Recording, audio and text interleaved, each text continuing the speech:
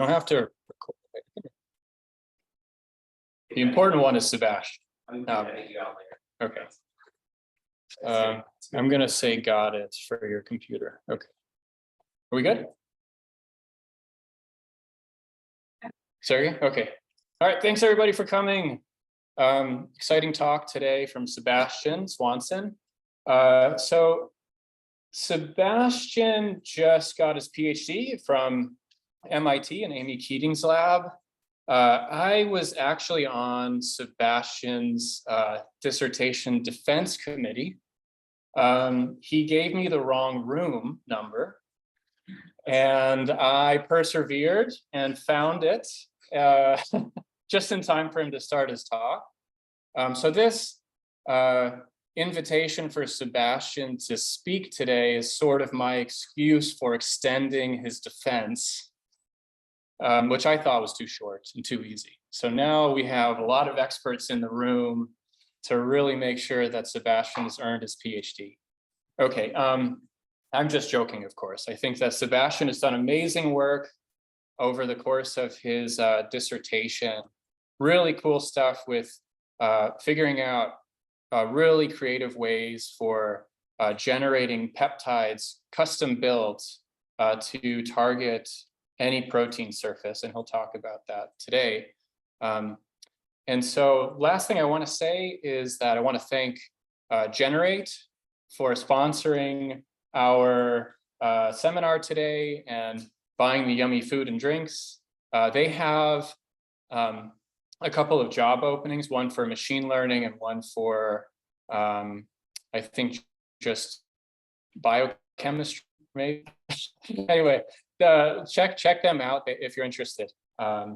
And Sebastian, without further ado, take it away.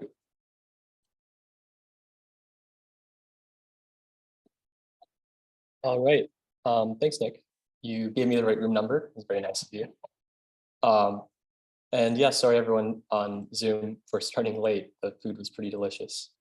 Okay, yeah, so I'm going to tell you about some computational methods that I've worked on over my PhD for designing peptides that bind to target proteins of interest. I think with this audience, I don't have to convince you guys that proteins are the most important biomolecules ever.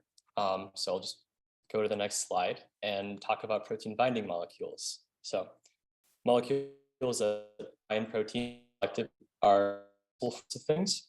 So they're useful for detection, inhibition of natural interactions. They can be used to activate things like ternary complexes, and they can be used for selective degradation. So these kinds of things are incredibly useful, but it's not always so easy to obtain selective binders, for example. Additionally, there's many different kinds of binders, but one type is protein binding peptides. And they aren't the most common in the lab or that we develop currently, but they're very common in nature. So it's thought that up to 3,000 human proteins are predicted to interact with some kind of peptide.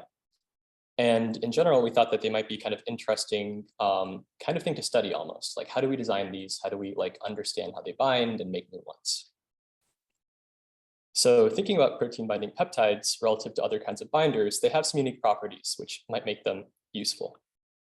So relative to small molecules, they are not much larger, but they're easier to synthesize, and they can be improved by directed evolution.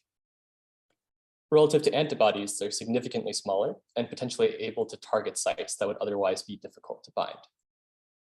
And then maybe also they could be easier to deliver, but that's I don't know, maybe not so easy.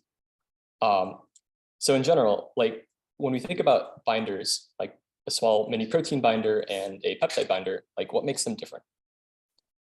We can think about, I've kind of summarized some of the unique features of protein binding peptides here. So in general, natural peptides have sort of a large loss of entropy upon binding. So generally in solution, they're disordered. They're not necessarily folded on their own. And then upon binding, they take on their bound state, bound conformation. And that's in contrast to normal proteins that bind other proteins, which are generally folded prior to binding. So they don't have that same kind of entropic penalty. To make up for this, peptides have generally like very highly optimized interfaces. So if we look at the packing, for example, between peptide protein peptide protein interfaces versus protein protein interfaces, you can see that peptide protein interfaces are packed better. They also oftentimes feature hotspot residues, which find ways to kind of like fit into knobs and holes on the protein. Something else that's pretty interesting about peptide protein interactions is that they generally feature more hydrogen bonds than the average kind of interface. So oftentimes we find hydrogen bonds between the backbone of the peptide and the side chain or backbone of the protein. So these features help make up for some of the entropic penalty, but they also make them sort of difficult to design.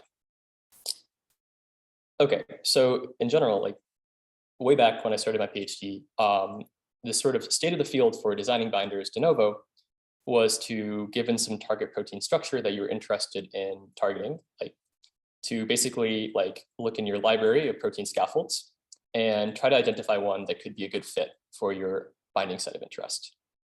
And it turns out that for lots of types of proteins and binding sites, that actually works pretty well. But our idea was that maybe there were some kinds of binding sites that might be difficult to target with that strategy. And in this case, it might actually be easier to generate your binding structure kind of custom fit to that binding site. So the idea was maybe we could assemble that from fragments with complementarity to like small parts of the binding site and then assemble them together. Okay, so this is the outline for the talk today. And I'm going to start by just talking about how structural motifs could be used to like build new peptide structures. And then I'm going to talk about kind of like two different strategies that we explored for actually combining structural motifs together to make new peptide binders. And then I'll close with this kind of like case study where we have this protein of interest that we'd like to design peptide binders of. And I'll tell you a little bit about the process, what we've learned, and show you some designs that I think are promising that we want to take forward to like testing.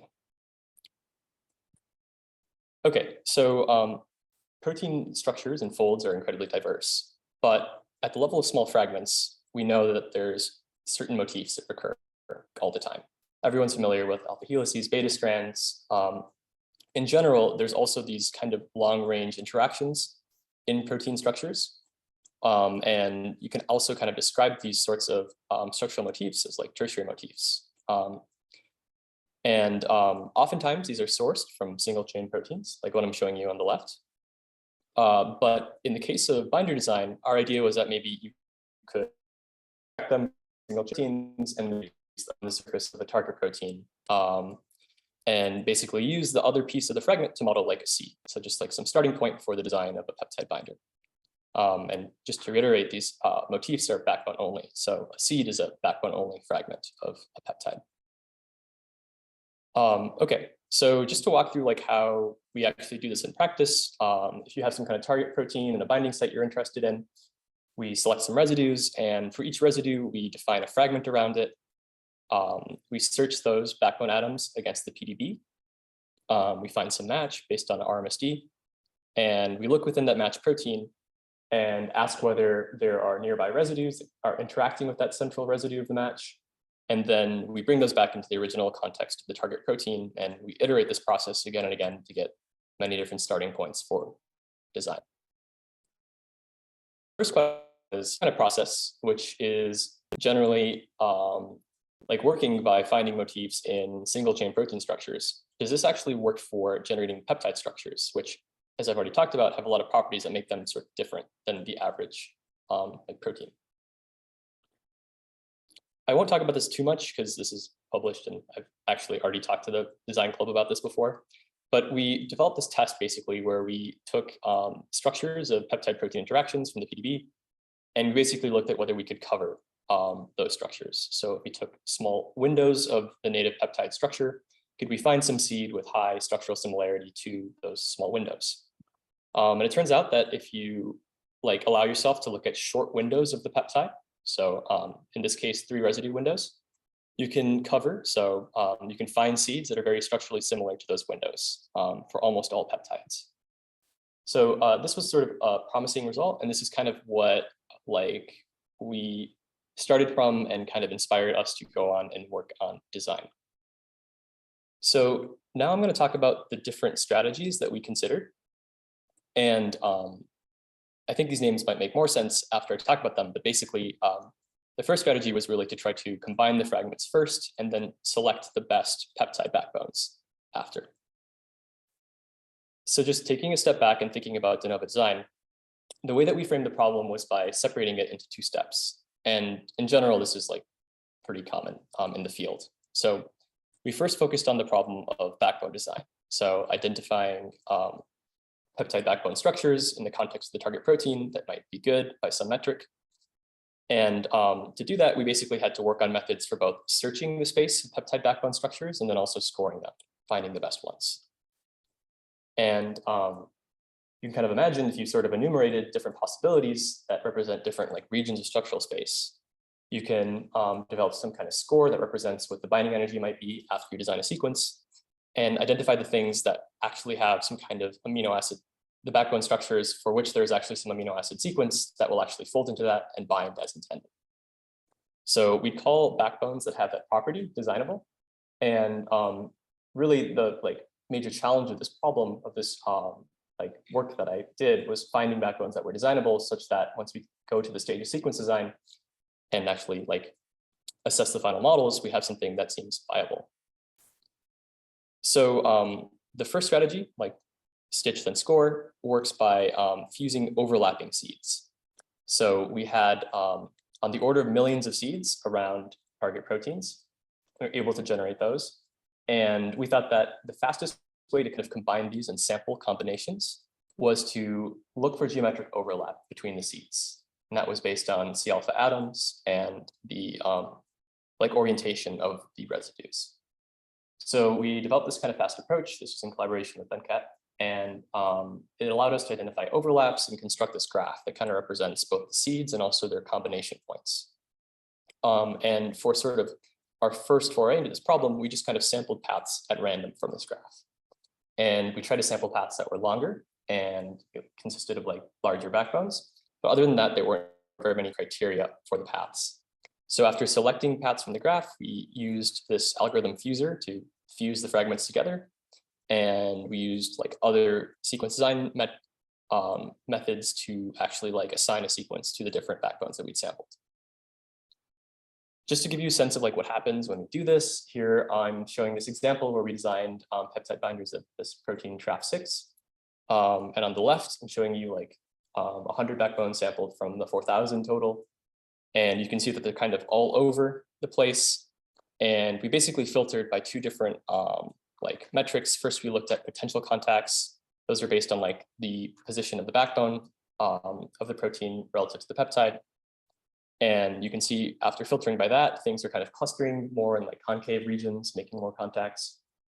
And then we next filtered by this term interface score, which I won't talk about today, but is a relatively simple statistical potential meant to identify backbones that were compatible with the sequence of the target. So we did this filtering and we identified this kind of final set. And then we went ahead and used this sequence design algorithm determine, which was new at the time and is now like horribly outdated.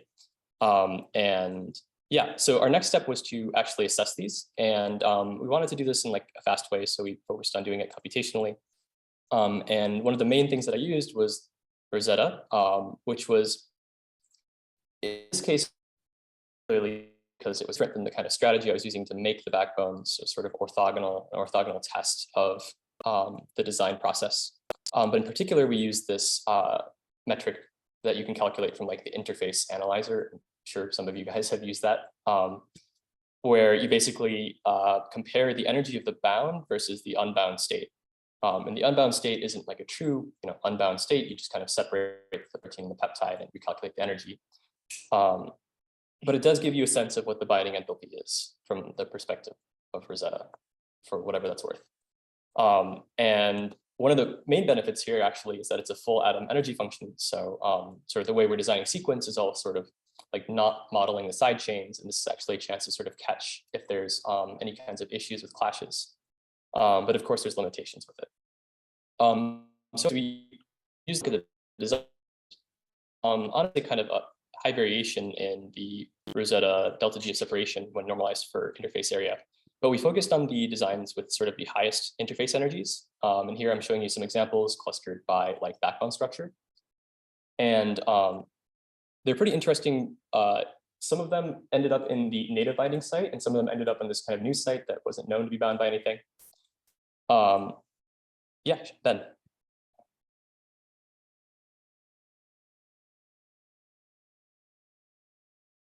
Yeah, so I honestly can't remember, does it calculate the shape complementarity or the other metric, like the ACK metric? There's definitely some metric of packing that I looked at. I don't think I looked at shape complementarity, and maybe I just didn't see it in the output or whatever. But by this other packing metric that I'm forgetting what it's called, it's not Rosetta holes. It's like the newer version of it. You remember? Anyways, we looked at that, and they were similar to native peptides by that metric. So we had a distribution of native peptide packing statistics and a distribution for these, and they were comparable. Okay, so some of these designs look promising. I'm not showing you this, but when we actually tried to test these using like AlphaFold, they didn't actually end up at the intended binding site. They were slightly different than the predicted structure was different than as what we had designed. And in general, just kind of looking at them, looking at a lot of things that came out of the pipeline, we noticed that the density of the interface contacts was like significantly lower than the native binder. So almost everything in our distribution was worse. And that meant that we were really struggling to make things that had the same kind of ability to like form contacts with the target protein. There's a lot of reasons this could be the case, but one thing that we kind of focused on was this problem that the way we select seeds is based on whether or not they already have overlap to other seeds. And that means that a perfectly good seed that isn't overlapping something else might actually get kind of thrown out in this early stage. So we wanted to think of ways to sort of like reprioritize complementarity.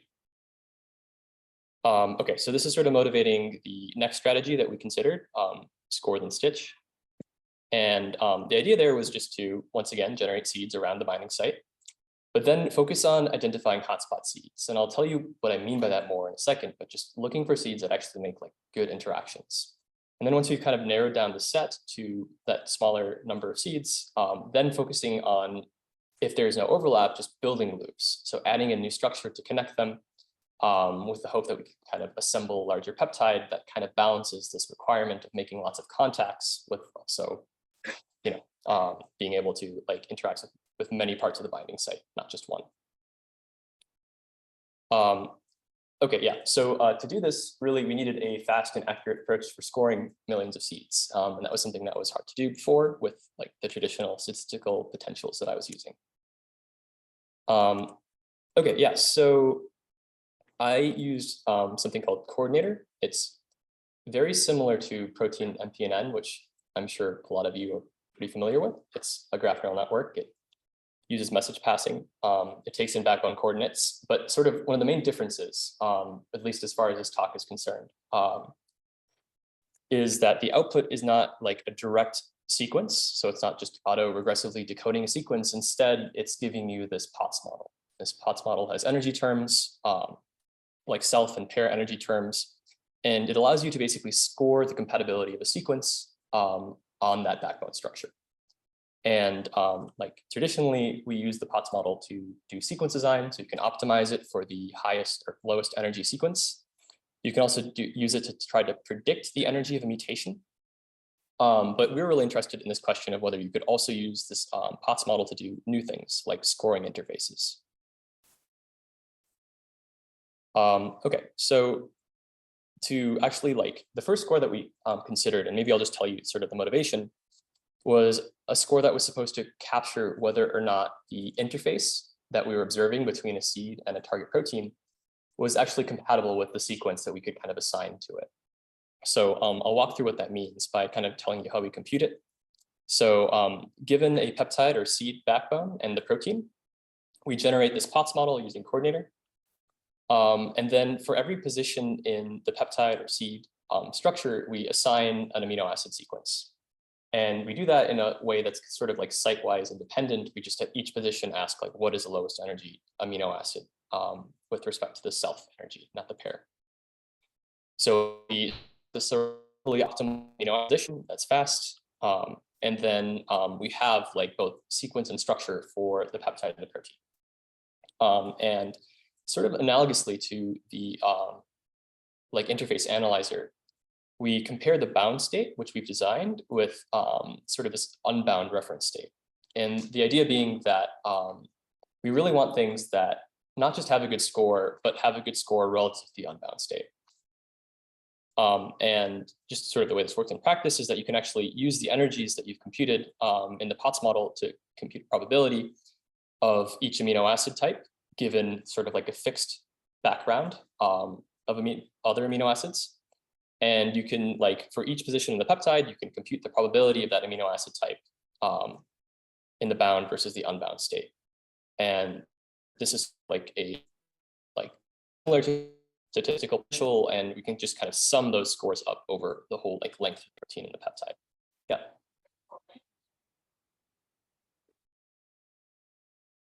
Yeah, so we're passing in the peptide and the protein.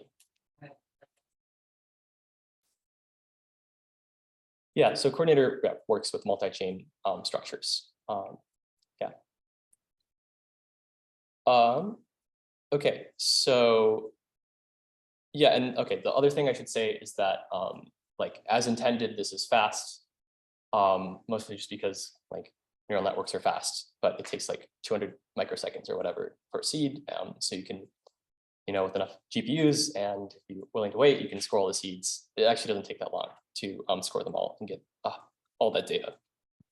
So we can do this pretty fast, and I will also just show you some examples of like the sequence structure score at 4 different sort of like interactions at interfaces. So these are examples derived from native peptide structures. I'm just scoring them using the same approach. And you can see examples of like hydrophobic interactions where this like phenylalanine is buried, and this gets a very favorable score. So negative is good because the probability is much higher in the bound state.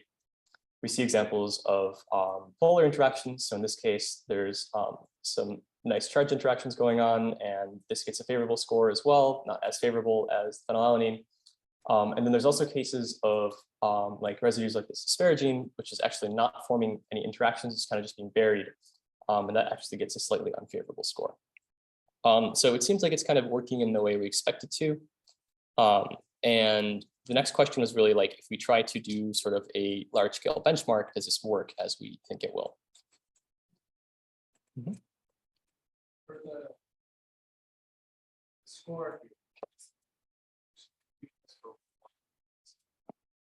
yeah. The peptides, site and pairwise energy.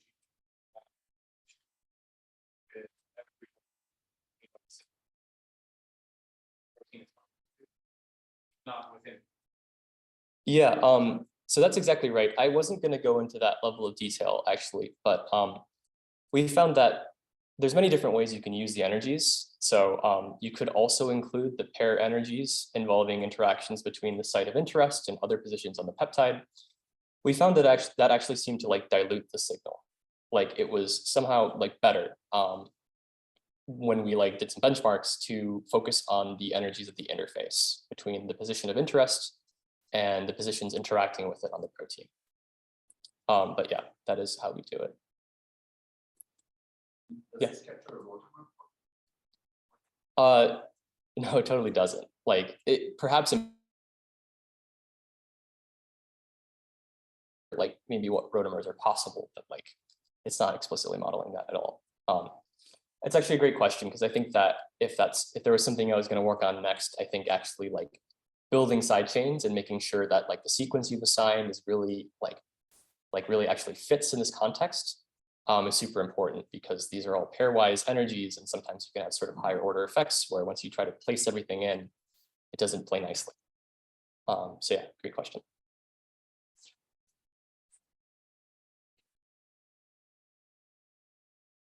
How do we determine the position? So these are all, so like this example here is just like real peptide structures. In general, we're scoring seeds. So however the tertiary motif places the seed is how the binding structure is like determined. and we're trying to use the score to figure out whether that's good or not. Oh, yeah. I've been reminded that people on Zoom can't hear the questions. And there's been a couple questions, but people are asking about whether I'm building side chains or actually like modeling rotamers. I'm not. People are asking how the structure of the backbone of the peptide is determined, and that's based on the tertiary motif. And Nick was asking about some of the rather subtle details of how I use the energies from the POTS model to actually compute the score. And I talked about how we normally focus on pair energies at the interface as opposed to like on the same side of the interface. So across the interface, not within one side of the chain. Okay, so yeah, we developed this benchmark, and I think in general, like you have a score, you have a thing that you think might work, but before you go ahead and actually try to design things, you want to know that there's some signal. So our way of assessing this was by, once again, using native peptide structures. It's kind of a strong theme in this work. But this time, we wanted to compare the score of a real native peptide structure with the kind of distribution of scores that we get when we generate a bunch of seeds around a binding site. Obviously, we want there to be some seeds that are good and have good scores, but because of the way that they're generated, because it's based on structural alignment and it's not really sequence dependent, there's no guarantee that they're going to be good. So it actually makes a lot of sense that many of these are going to score poorly, or at least worse than the native peptide structure, which is something that we know is real, should be good. So this sort of pattern is what we normally saw, where there was this distribution of scores, and the best native peptide fragment generally had in the majority, in this case, better than 95% of seeds when we looked at its score.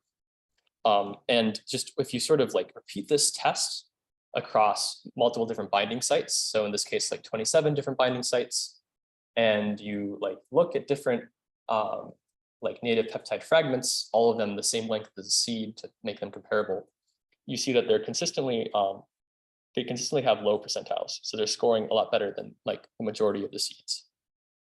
So this was cool. This basically meant that the thing that we were testing was actually recognizing. Yeah, go for it.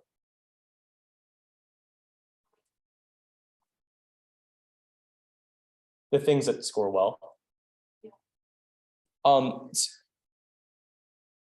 It's actually interesting that they're not just converging on the exact native structure. And I mean, you can kind of see that by the fact that some things score better. It just means that they're not exactly the same. But yeah, so it turns out that they're not all converging on that. There are some examples that are native-like. We kind of already know that from this coverage benchmark that we used, and those score well, but not everything that scores well is native-like. Yeah, and I think I was going to say something else, but yeah, actually, okay. So this is the question, right? What happens when we look at these seeds that are actually scoring better than the native peptide? There's kind of a lot going on here, so I'll try to explain what this means. For each binding site, we ranked all the seeds and took the top 100 by their sequence score, and then we used Rosetta to relax the seed plus the sequence that we'd assigned it in the context of the complex. So we relaxed that, and then used the interface analyzer to score the seed plus protein and compare that to the native fragment. Yeah. Yeah, so it's a good question, and I should have been clear about it. When we're doing the scoring, we're selecting an amino acid at each position. And we're doing that based on the energies of the POTS model and the sequence of the target protein. And that sequence that we're using to score it is the sequence that I use to actually build the Rosetta models. Exactly, yeah.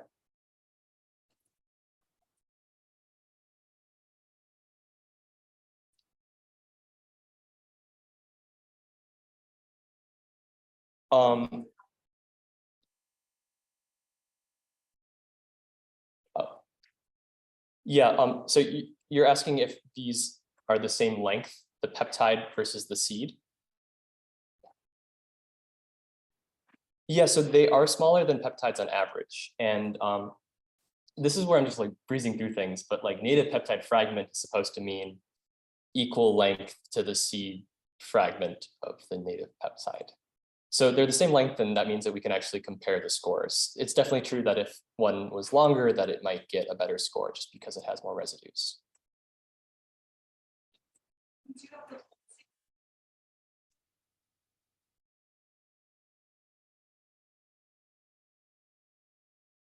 Yeah, it turns out that you really should, because some of these things get not so great Rosetta energies. Not terrible, but that's not something I did. I basically just threw them out if I found that that was bad. So in general, a better method would just like during the scoring process already recognize that these are bad. But in my case, I just like use progressively more and more filters to eventually rule those kinds of things out.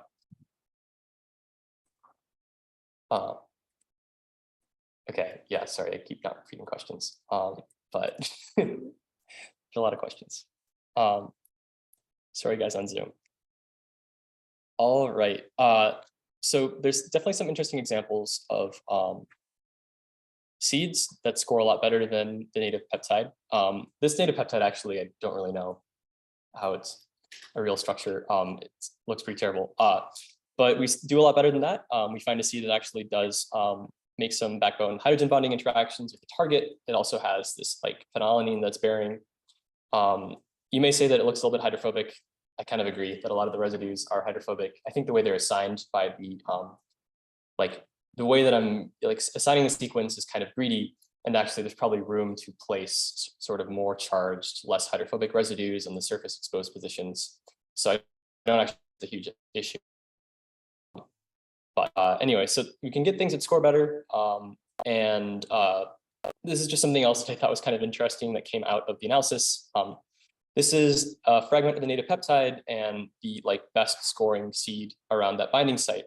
And they actually just end up having some overlap for like 3 of the or I guess it's 4 of the residues. They also share some residues, like share some amino acid types. So not just the same backbone, but also like they end up getting the same sequence. But the seed sort of extends beyond it, reaches sort of deeper into the protein and makes some new kind of promising interactions with it. Yeah, so this benchmark definitely made us think that the sequence score was able to pick up some features that recognize sort of like what makes a seed good, and the fact that we could find seeds that were as good or better than the native peptide in many cases. There's definitely new space to play with in terms of design. One thing that I did notice, just like looking at some of the examples of things that ranked really highly, is that the sequence scoring approach would end up like letting some things through that had sort of like obviously bad features. So I'm showing you some examples of those. Like oftentimes there would be like these unsatisfied backbone hydrogen bonds. And like, I'm sure this was taken probably from some like beta sheet, but now in this new context, it's not really actually making those interactions that it needs to. Similarly, sometimes there'd be like, for example, this helix is kind of like overpacked. It's like too close to the target protein. And there's really no space to like place like real like hydrophobic side chains that can make good interactions with the target. And instead it's like a glycine and alanine. So I wanted something that could pick up on this and sort of like help me filter these things out at an earlier stage. And I developed this structure score, that's what I'm calling it. And the way it works is very similar to a lot of the like tertiary motif work that the Gregorian lab has done. But I use these like really small fragments. So I use just these residue pairs. And to compute the score, I kind of define these residue pairs in a protein structure based on nearby residues. And then for each pair, I'd search it against the database and count the number of matches for that pair. And then in general, I can look at the expected number of matches, just the average number of matches for residue pairs.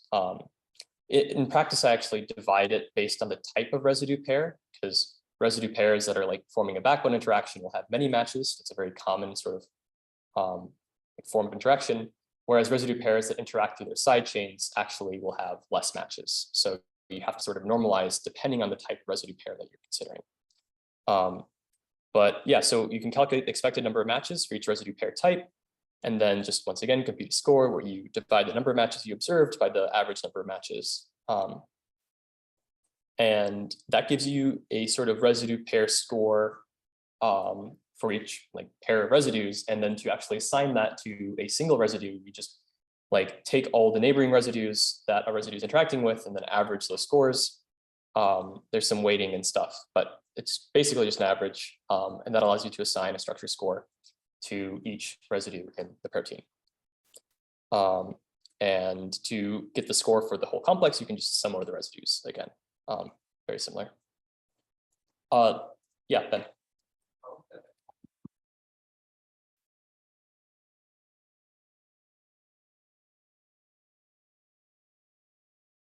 I don't actually know exactly how the motif score works, but is it like normalized by residue type?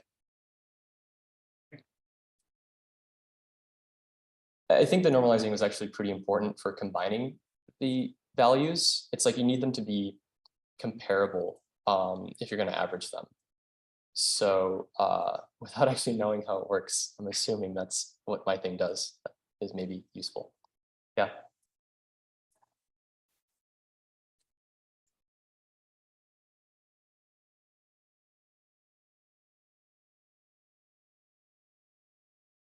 Oh, you're saying like if the original structure had a gap?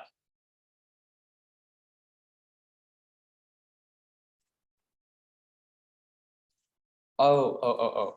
Yeah. Great question. Okay, so the question is whether I looked at distance in the chain when like calculating the number of matches. And yeah, I definitely did. So it's funny, this is like my thesis defense slide, and I didn't want to get into it too much. So I took out all the details, but I'll just say them. There's 3 residue pair types in my framework, and I guess they're all represented here. There's close in chain residue pairs, and that's between like 1 and like, I guess it's 0 to 8 residues of separation.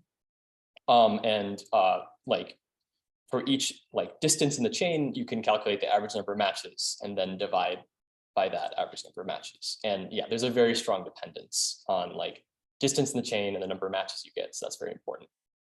And then for the close in space residue pair types, it's the only difference is whether the interaction is mediated by the backbone atoms or through the side chain. And those are like the groups that yeah, normalize separately. Yeah, any other questions?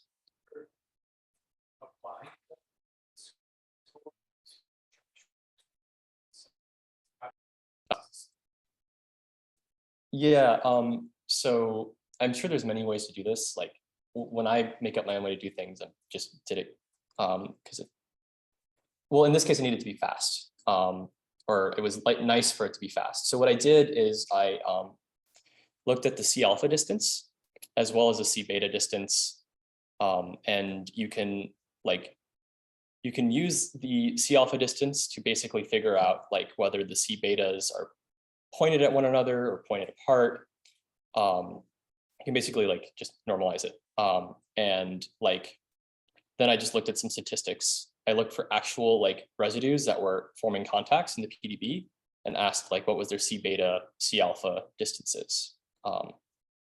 And that just gives you a distribution, and you can easily like define some cutoff, say range based, like that's a potential contact. Yeah, so just do C betas point at one another.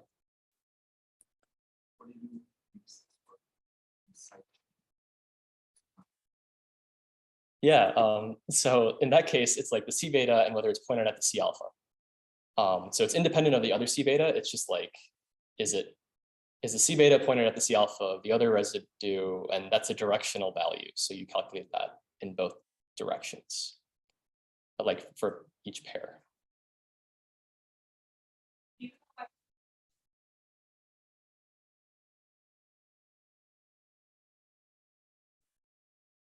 I didn't. Yeah, I think it would just kind of explode the number of like motifs. But looking at this sort of practically, because they're so small, just like single residues, there might actually be I don't know if enough data, but like there's more data, and maybe that could be yeah, an interesting way to get more information on whether your structure is like a common one.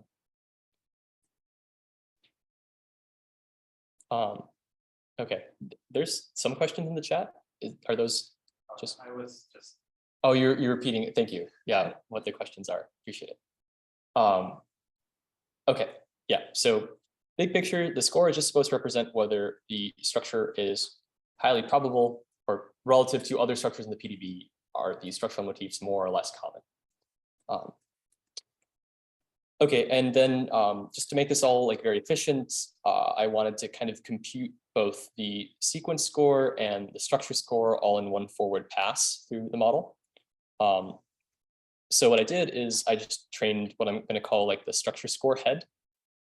And the way that worked is there's these like node and edge embeddings that are generated by the graph neural network. So after 3 rounds of message passing, you have your embeddings. I actually played around with a couple different ways of using that information, but the idea was just like, how can you use those embeddings to actually predict the structure score? I chose this approach because it actually takes quite a while to search for all the matches to the residue pairs. So even making like a data set of like 1,000 proteins labeled with their like structure scores took a while. And it's actually really curious whether this would even work. And it turns out that the information that's contained in the node and edge embeddings, which is originally used for making the POTS model and doing sequence design, is actually like more than sufficient for predicting the structure score. So I just take those node and edge embeddings, use 1 round of message passing to sort of update the nodes so that they can contain information about the edges. A simple like 2-layer multi-layer perceptron, it's redundant, but anyways, and then like that outputs the structure score. And this is pretty accurate. It's not perfect. You can see some deviations. So like here I'm comparing the ground truth, which is just what I calculated using the structural motifs versus what the network outputs after training. And even for things in the test set, it's pretty accurate, though there are some cases where it deviates a little bit. Yeah, so if you include this score and filter by both sequence and the structure score, it definitely helps with the quality of the seeds. It's sort of, there's also some cons that maybe we can get into later, but just in this like plot, I'm like the y-axis is the structure score, the x-axis is the sequence structure compatibility score, and I'm looking for things that are very negative or very favorable for both. When you compare the two groups, so you compare a group that has a good sequence structure compatibility score, but is separated by whether or not the structure score is good.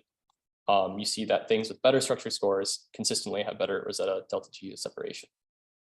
And just looking at examples, you find more things that have sort of like feasible backbones. So beta strands are actually making hydrogen bonding interactions, and the alpha helices are not always so closely packed, but that's actually maybe not as strong of a trend. But yeah, in general, it did help with the seeds at the cost of sort of like structural diversity. Yeah, and then sort of the last like problem that we have to solve to actually like realize this score then stitch pipeline is a method for building loops to connect seeds that we've identified as promising. This doesn't really have too much detail, but the idea is for every pair of seeds, you look at their termini, and just like the 3 residues at the terminus side, like I do a structural search. It's like sort of a 2-step process. I define a hash for the 2 seeds based on the C alpha distances between the two seeds. And I have a bunch of hashes pre-computed for like chains in the PDB. And it allows me to really rapidly get like an initial set of things that might be good candidates for sort of like connecting the 2 seeds. Once I actually have those things, then I do I calculate like a least RMSD to make sure that like they fit. And yeah, so that allows me to find many different like loops. I call them loops, though they're not always like loop structure. But just in general, it allows you to rapidly identify fragments that can connect the 2 things of interest. Different kind of solution you have to pick which one you like best. And to do that, I just go back to the scoring that I developed. And the structure score in particular is pretty helpful here for identifying loops that are both good in the context of the two seeds and also the target protein. And this is fast-ish. It's like a little bit less than a second per pair of seeds. But really, it does sort of limit the number of things that we can consider connecting. Okay, so I've kind of described this like pipeline, score then stitch. And now I'm going to talk about sort of this binder design case study where we tried to use it to make some designs that we thought might be promising. So I won't tell you too much about the biology, but we were interested in this protein RelE. It's this bacterial toxin, and there's a lot of reasons it's interesting, and we can talk about it maybe after. But this toxin is basically only on if this helix, which I've highlighted here in salmon or whatever color that is like bound. So toxin on when the helix is, bound is the wrong word, but like next to the protein. And there's this natural peptide that binds to this site and displaces the helix. And in doing so, it basically disrupts this active site. I'm not really showing it here, but there's sort of an active site formed from one of the residues on this helix plus some other things. And by moving the helix, you disrupt the active site, and the toxin is turned off. And so that's the natural state of the toxin in bacterial cells. And sometimes the peptide falls off, and then the toxin is activated. We chose this as kind of like, we considered a lot of targets, but we chose this as opposed to some of the other bacterial toxins because this is already bound by a peptide. There's others that are bound by like RNA, for example, that are pretty interesting, but it's not clear whether it would be as easy. It definitely isn't as easy, and it's not clear whether it's possible to design a peptide to bind those sites. Okay, so this is the target, and our goal is to design a new peptide that works by the same mechanism, so that can bind here, and in the process, like sterically occlude, block this A4 helix. Yeah, so here I'm showing you on the left, just like a sample of like seeds I generated around RelE, and you can see that we're generating them all around the surface. So it's sort of unbiased. But it turns out that after scoring them with the sequence score and the structure score, that they actually cluster pretty tightly. So here I'm just showing you the top 100 by the score. And they cluster pretty tightly, and they're actually interacting with sort of similar regions as the native peptide, which is interesting. I haven't said this yet, but we made sure that, like, for example, the complex of the native peptide and protein were in the data set when we trained like this version of coordinator, and the same is true for any kind of test we did with the native peptide. So any kind of convergence we're observing is based on like the fact that there's some kind of similarity in structure as opposed to like just memorization. Okay, yeah, so the actual pipeline can get a little bit hairy, so I try to just summarize it here. And I started by selecting hotspot seeds that were like in the A4 helix site. So the things that scored best that were actually like close enough to the A4 helix to potentially displace it if they were bound. So I selected 100 of those as like starting points. And then I like basically looked for ways to connect those 100 seeds to 10,000 other hotspot seeds. Like I did that using between 0 and 8 residue loops. This gave us like 700,000 sampled backbones in total, and we scored them in the same way we score the seeds, and identified this set that had good scores for both sequence and structure. And then like that set, sort of like the filtered region, I'm showing you some examples of here. We had 5,000 examples that we selected, and for each of the backbones, we like generated 5 sequences using coordinator, giving us 25,000 sequence designs. So on the left, is it? Okay, yeah. On the left is are the cluster representatives. So I like define contacts using this like potential contacts metric, and like cluster them based on their contacts with the target protein. And they kind of group into, it's supposed to loop, that's fine. They group into these different like sort of similar or different that affecting site, of course, because they need to displace the alpha-4 helix, but the extension, the other part that connects to it, is oftentimes pretty different. In general, it's normally like 2 helices connected by a loop, or sometimes a helix and a beta strand. There definitely was some diversity here. I think that's what I'm trying to say. And yeah, after like looking at sort of the diversity, we focused on filtering the 25,000 sequence, like backbone designs with sequence on them using Rosetta. So the way I went about it was sort of this 3-step process where I first filtered by the total score, like per residue, and then like, and I'm showing you that here actually. So I've sort of like showing you the histogram of all the different like designs, and then the green is and then next I'm filtering by the change in unsatisfied hydrogen bonds per residue. So Rosetta has this way to calculate like hydrogen bonding groups that are buried and unsatisfied. You can ask whether those have increased upon binding. And this red line here is the native peptide. I keep it here for reference to see how we're doing relative to it. And while it seems like we're better based on this like total score metric than the native, there are a lot of designs that we're taking at these different steps that have more unsatisfied hydrogen bonds per residue, and also sometimes have a worse delta G of separation per peptide residue. So, I mean, I think it's promising that we're in the range and sometimes doing better, but we don't consistently do better. Sometimes things are worse. So this gave us the final set of designs. And I wanted a way to sort of like test them and like see whether they were promising through some like other like approach. And I was interested in using AlphaFold, but of course AlphaFold can be kind of slow. Yeah, that light's weird.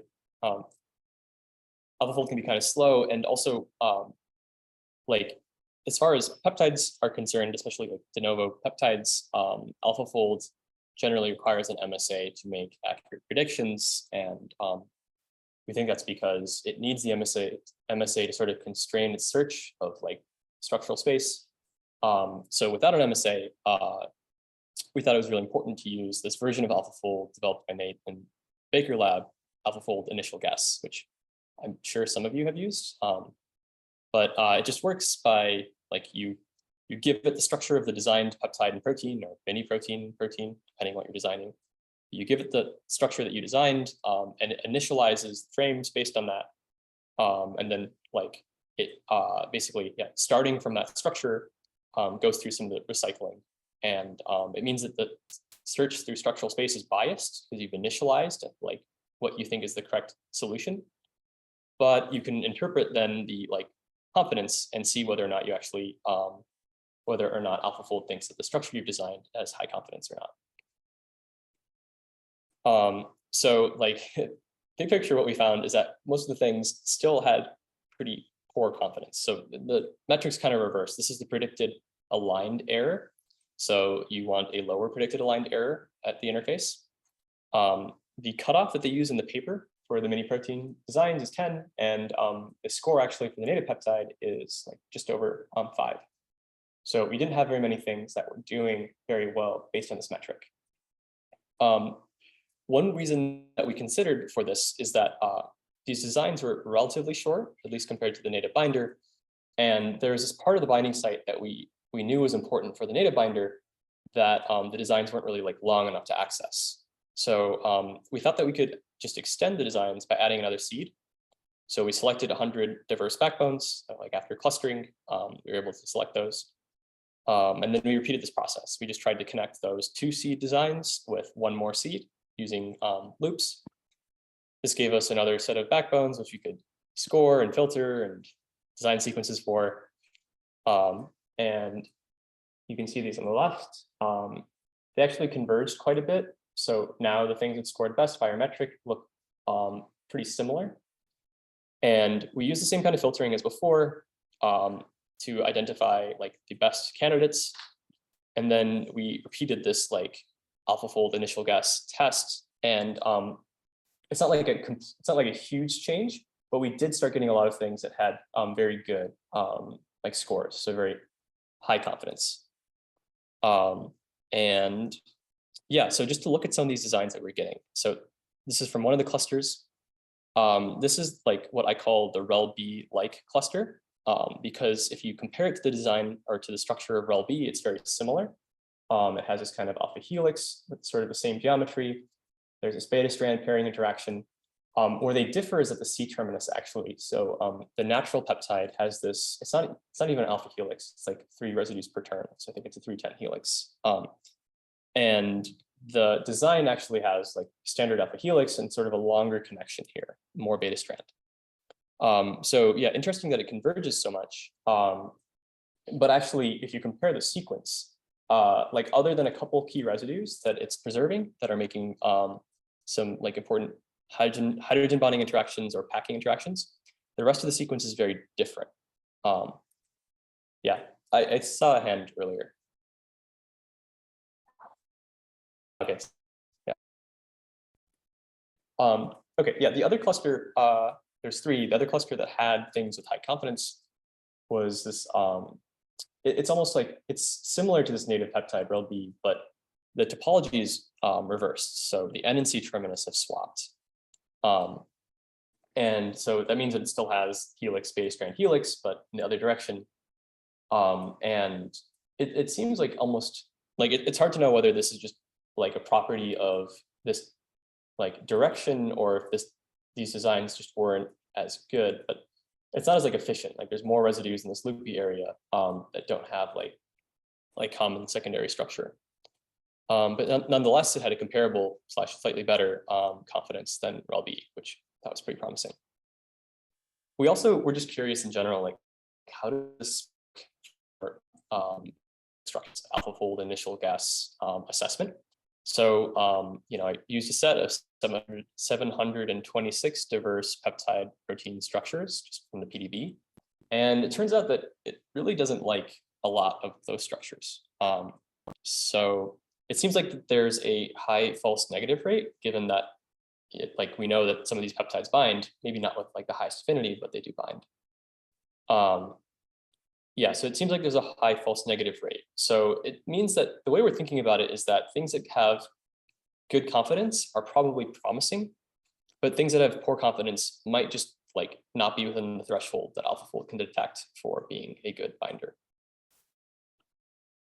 This is, yeah, something that I included for this audience. I mean, I think maybe you're all wondering, like, well, if you just try throwing this problem at RF diffusion, like, how does it go? I definitely tried that, and this is something I'd be happy to talk to you guys about. If you just like use the default model and ask it to give you like a 30 residue binder, it just gives you this helix where half the residues don't even interact.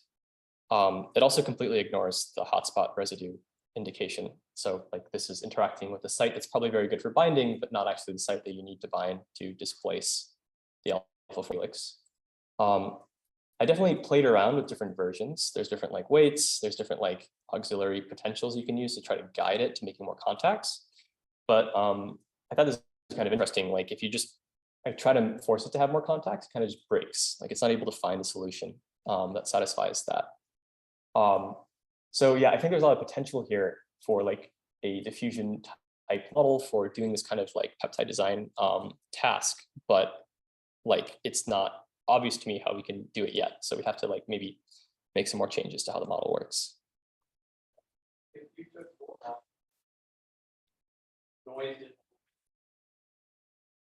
Oh yeah, the partial diffusion option. Yeah, that seems like a good direction. I'm definitely trying that to diversify the backbones and see whether there's like other similar topologies that have slightly different geometry that can make new like interactions kind of pop out from that. So yeah, I think that's a very promising direction.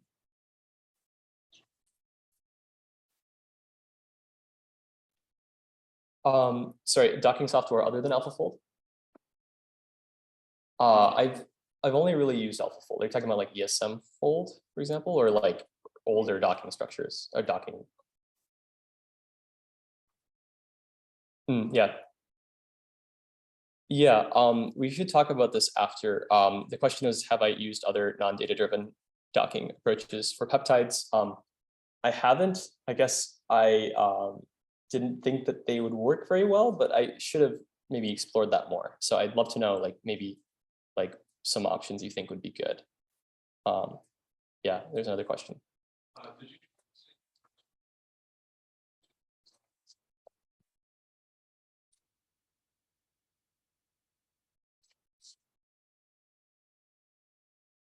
Yeah, it's a great question. I definitely was planning on using protein MPNN to design sequences. So we're gonna make a library of these things and test them. And one thing that's really important is to kind of separate like where failure is happening, whether it's at the level of sequence design, stage of sequence design, or the backbone design. So using protein MPNN is definitely one way we're considering looking at that. Using it for scoring is also an interesting direction. I haven't thought much about that, but that could be, yeah, promising, and I'd love to compare it to like the approach that I've developed. One question I was wondering is when it feels like AlphaFold feels me, is it because it's like in a different location finding, or is it maybe the peptides just folded? So one thing I was kind of curious about, you take into account the fact that maybe it's not bound, it maybe already has a structure. So I'm guessing native peptides play a disorder until they're bound. Yeah. So I'm wondering if you're not accounting for that negative design of you have to be disordered for binding. Yeah, Sergey's asking a really interesting question about whether, maybe big picture, whether I'm even considering the possibility that peptides could be forming self-interactions that sort of compete for binding to the protein. I've definitely looked at that before, like trying to just predict structures using the peptides alone. It's a little bit, yeah, like AlphaFold will often, in the times that I've done it, AlphaFold often gives me just the structure that I like designed but unbound. That designs that I was showing where they had some self interactions. Now that it's like wrapping around the protein, I actually don't expect that AlphaFold would like predict it to have the same structure in absence of the protein. It's just a little bit tough to like interpret, like if it gives you something, I don't know, if it was very high confidence, I think I would consider that an issue and maybe like filter it out. And then I think actually my solution for like dealing with this in general with design is like making sure that there's not too many hydrophobic residues. Because if there's lots of hydrophobic residues, I think you're encouraging that kind of collapse in general. And then there's always a possibility that there is some off-target structure that you didn't consider.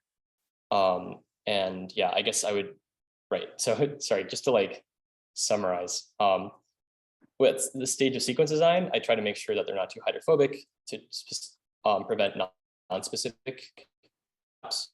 And filtering with AlphaFold, I think that having an additional test to see whether they're predicted to form a structure in isolation with high confidence would be a filter that I'd use to throw things out. Yeah.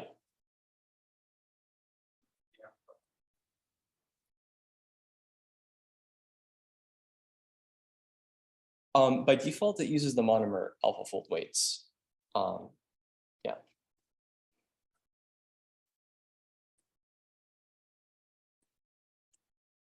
Okay, yeah, I'll just summarize a lot of the stuff I've thrown at you. So some of these deep learning scoring potentials can recognize native peptide fragments and also high quality hotspot seeds.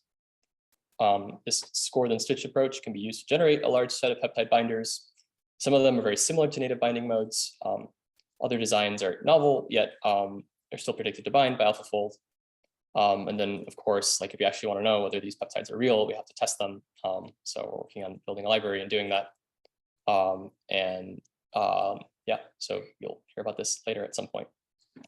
And yeah, the acknowledgements. I want to thank Amy for being a great advisor, Gavord for giving me lots of advice and sort of like giving us some of the vision of this project. I worked a lot with Venkat, who's very gifted computationally. Diaz helped shape the RelE binder design project quite a bit. And the Keating Lab in general has just been a great place to like learn protein design and stuff like that. And I want to thank you guys because you're a great audience and you asked way more questions than anyone else I could ever imagine. So thanks.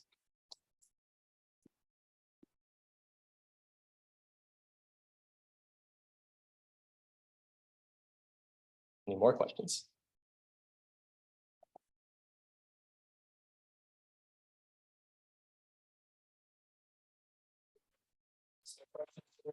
Oh, Okay. So having.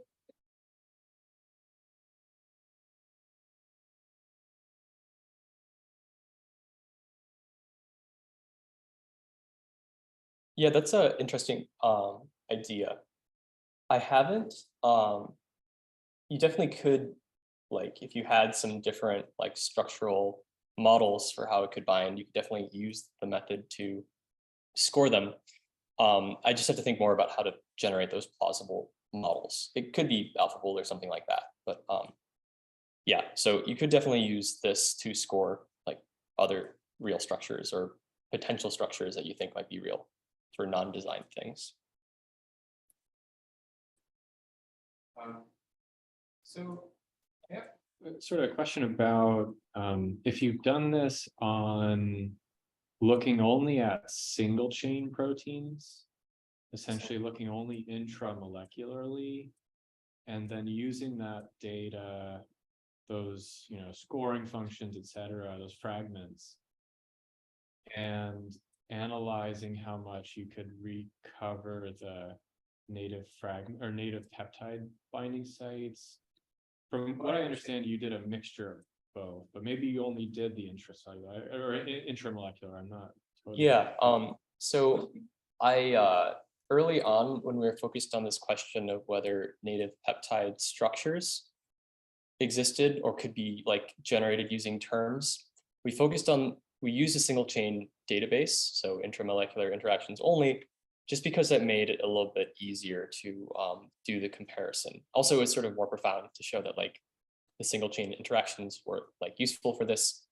For the purpose of design and for the purpose of scoring, I use multi-chain structures. And that means that it's kind of a pain in the ass to like retrain without things that you're going to use as your test, but it's not so bad. And anyways, yeah, that gives you access to a lot more data. And like we think that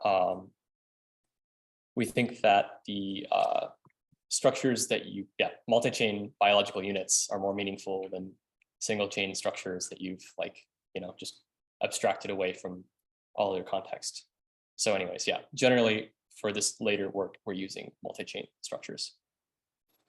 And then or you think that the intramolecular database just isn't up to the task of modeling intermolecular interactions? I think that like the decision was made based on just like the idea that we should use as much data as possible. And I haven't done a very like rigorous comparison. Yeah, we know structures, the backbone structures from the single chain database are sufficient, but I always thought that the sequence statistics might actually be like wrong in subtle ways. And it might not actually be true. Like it might be fine to use the like single chain database, but we didn't test that, so I can't comment on it.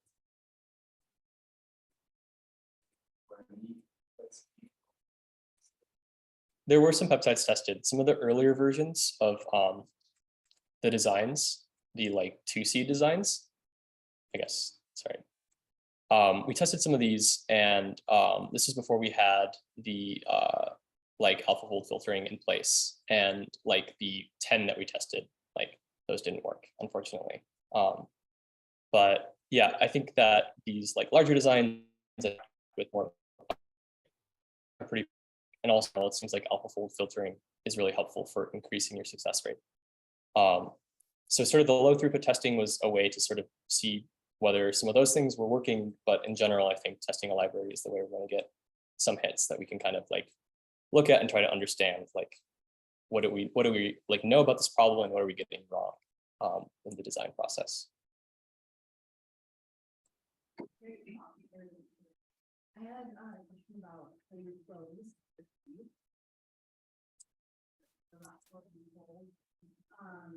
An example you showed like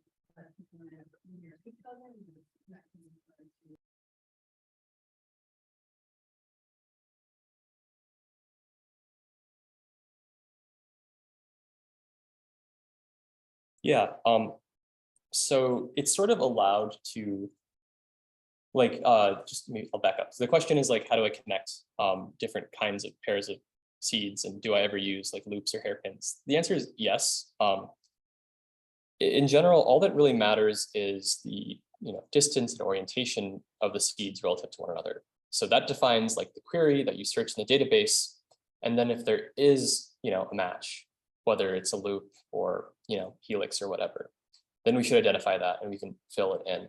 And other people have sort of similar approaches to this. You can definitely use like master and other structural search algorithms to go about it. But yeah, that's actually one of, I think, the most promising aspects of this kind of approach, are most useful aspects. You're not assuming like the number of residues you're placing in the loop or anything like that. You're just saying like what fits given this geometry.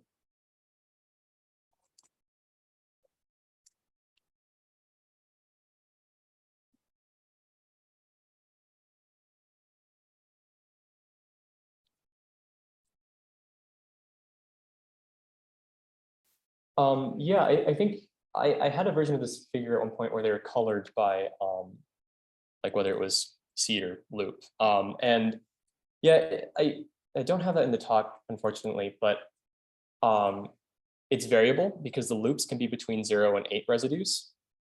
It turns out the longer the loop, like the worse score it gets at the filtering stage, because the loop is just connecting the two things, not necessarily making great interactions with the target protein. So in general, the things that came out of the scoring process ended up being the shorter loops. And yeah, some of these are as short as like 2 or 3 residues.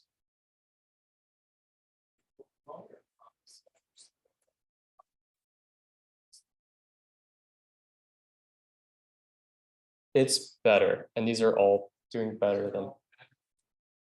Yeah, that it's sort of weird, but I just need a picture of the native, like the right angle.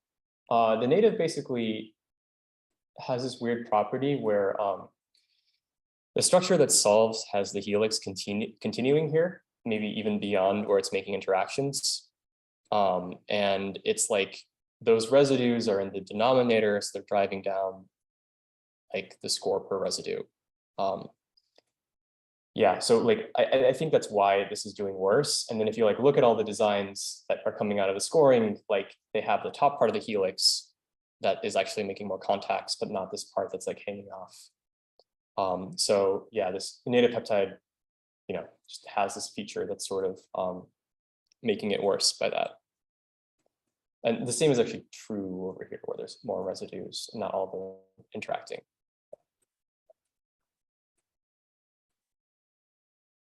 Yeah, we've done some other work where we've taken the backbone of the native peptide and tried just redesigning it using coordinator.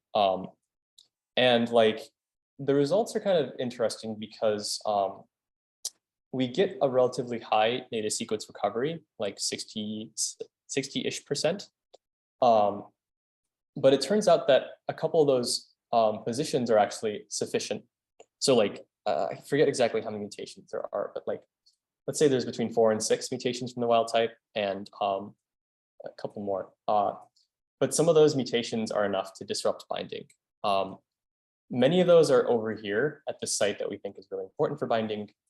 There is some weirdness at the N-terminus where like different sequences in the position that's not actually interacting seem to, like, if you swap out the native sequence for the design sequence, it doesn't bind, basically. There beyond this structure, there's some NMR structures of this complex. And in those NMR structures, actually, a lot of these residues are just disordered. So you can see them kind of just like flopping around and not making any specific interactions. So we don't actually think that it's like critical for binding, but we think that there might be some kind of role in like stabilizing the peptide or something. We're still trying to figure that out. But yeah. One question I had was, this interface PE that you're calculating, is it actually just at the interface, or is it between any of the residues of the target versus peptide? It's between the like residues of the design and the protein. I guess I was wondering, like, because I could imagine maybe there could be a scenario where the interacting residues have a very low PAE, but then maybe the non-interacting ones might have a higher one? Yeah, I'm guilty of just like using the code and like taking the value from the column. So I don't actually remember, like, I know they all contribute, right? Like there's like the matrix and you take the values that correspond to like whatever interactions between residues on different chains. And yeah, so I mean, I think that those actually would make the PAE worse. But I'd have to look into it more. Yeah, I think by default it looks the whole protein. I've seen examples where it's like a multi-domain protein. What happens? Domains that interact are really low. The non-interact. Yeah. That's what I was kind of wondering about. Some of the fees look really, really high, but it's cases where it's like a multi-domain protein. You had that distribution of native. I see what you're saying for alpha initial guess. Yeah. Talk about this. Yeah. Yeah, it's a great point. I think that these are right. So these proteins are going to include chains that aren't necessarily interacting with the peptide. Yeah, that's a great observation. I think that could contribute to some of these poor scores. The degree to which I'd have to like look at, but the fact that there's so many that are just like really, really bad makes me think that that might be actually like a big factor. I guess there's also places where there might not.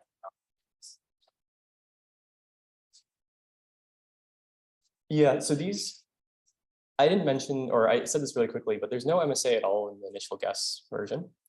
But yeah, just in general, if you, like it's sort of a tricky thing. What I'd probably do when I repeat this is I just like work on a data set that's like curated so that it's only like the domain that binds the peptide and the peptide itself. Because otherwise, yeah, it's kind of difficult to make sure that you're like not including these other things that aren't really a binding partner.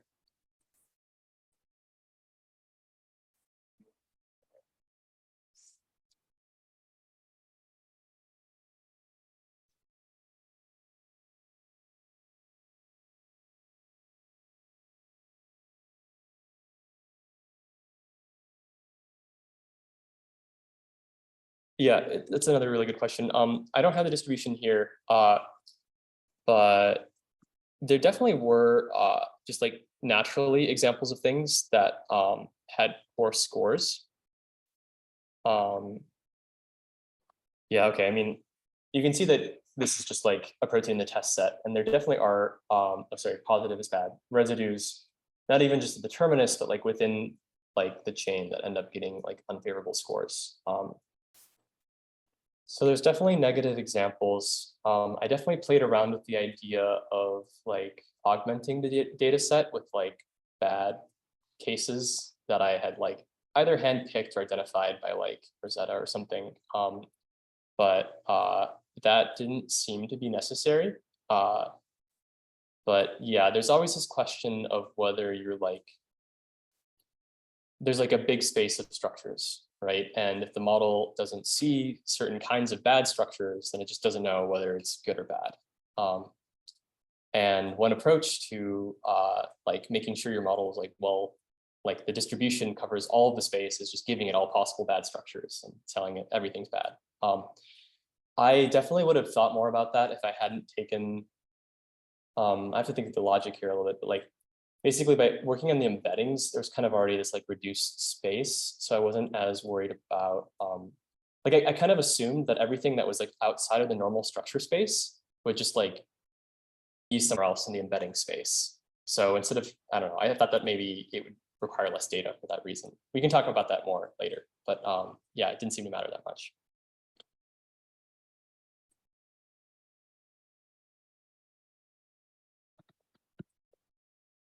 Great, I think everyone's questioned out. Let's thank Sebastian again.